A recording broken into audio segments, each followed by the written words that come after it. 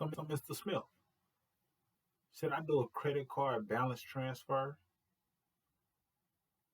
The power in credit card balance transfers. What up, you got Mr. Smith, point five of Mr. and Mrs. Smith. And in this brief video, I want to talk about balance transfers as it relates to your credit card. I feel like it's power in credit card balance transfers. Now, a lot of people may have difference of opinions, but I'm all about numbers. And if it's something that you can do that helps in multiple areas of your overall credit profile, it's probably a good idea, especially if the numbers make sense. Now, it will require some discipline on your end. So that's the disclaimer. It does require some discipline. And not all the time is it available to you. But if the opportunity presents itself, then it might be worth taking advantage of. So what do I mean?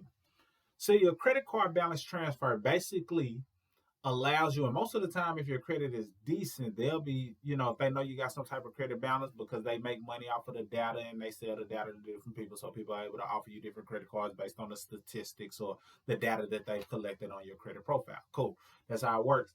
And it's okay. Don't feel bad that they have a bit of your information, because sometimes it can help you out on monetarily, financially, and credit wise.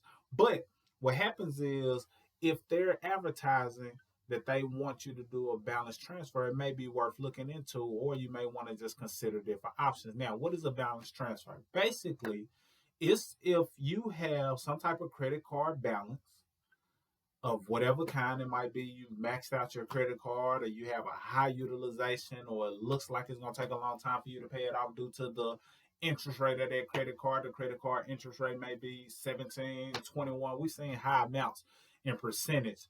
Fortunately, our credit card interest rate is like 10%, and we pay it, we don't pay just the minimums or anything like that. But our interest rate is 10%, but most people is like double that as it relates to the norm. Now, what a credit card balance transfer allows you to do is take your high credit balances and transfer it over to a new account, a new trade line, a new credit card. Now, it works if the new credit limit or the new credit card limit is higher than the amount that you're transferring over. So, for example, let's say you had a credit card and the credit card was $5,000 limit. And let's say you maxed it out, so you spent about $4,500 on it. So that's over 95% utilization, or 90%. That's 90%, a little bit over, right at 90% credit utilization. So that's pretty maxed out in the eyes of your credit report, in the eyes of the creditors, things of that nature. So let's say you were able to do a balance transfer, and you were able to lock in a card that might have been $6,000 or more. So I just stopped at $6,000. $6,000, you got a credit balance of $4,500. So what the balance transfer allows you to do is take that $4,500 and transfer it to that new card, which is $6,000. Now, when you're doing that balance transfer, what it also entails is that it's usually a balance transfer fee, because that's where they usually make their money. However, this is what you got to consider. A couple of things. Number one, most of the time when you're doing a balance transfer, if they've offered you something, or if you did your homework, due diligence, and looked into it, the new card has a 0% interest rate. And usually that 0% interest rate may last from 12 months to 18 months. So you have this $4,500 that you transferred over to this new card that has this 0% interest rate. So of course the goal is to pay it off before that 18 months hit. And you got to pay attention to what the new interest rate will be, because if you look at it, you might realize the interest rate is going to jump to 21%, or it might jump to 18%.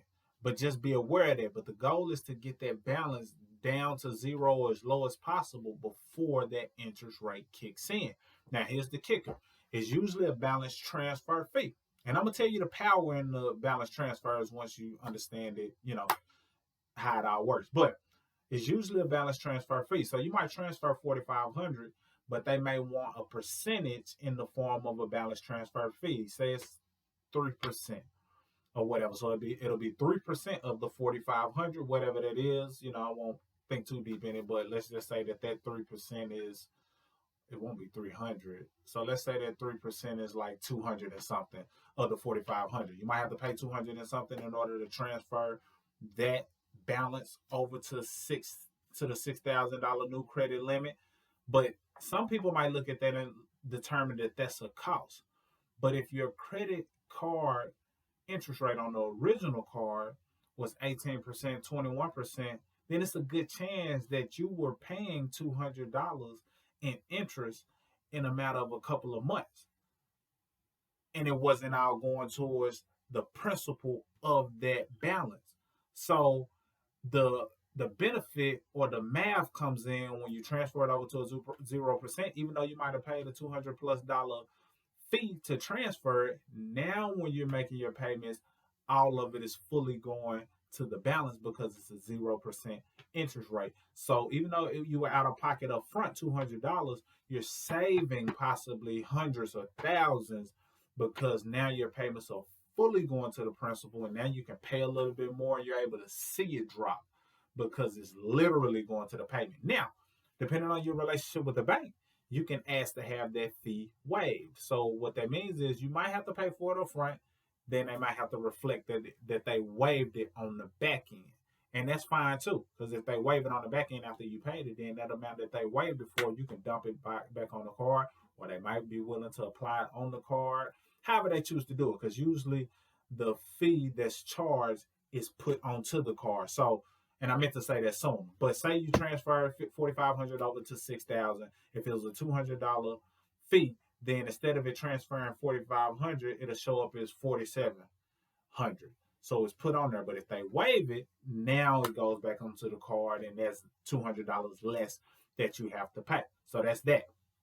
So that allows you to do a couple of things. And like I said in the beginning, you want to do things that help your score in more ways than one, even though you made one move. You did a balance transfer. So now you're saving money on interest. The goal is not to touch that other card. You want to pay it off. Trust me. We've been there. We did a balance transfer and then mess around and start using that card and have to pay it off and, all of those things. But that's how you learn. And it helped in a couple of different ways. And here's how. Well, once you transfer that fund, now that credit card has a zero balance. So it looks as though it's fully paid off. But now you got a new balance over here of 4,700. So you have to pay it off. But the power in that is this. On that new credit card that has the old credit card that has the zero balance, now your utilization is looking excellent because you have a $5,000 credit limit with a zero balance. So the utilization on that card looks good. But when they look at utilization, they usually look at all of your credit cards combined.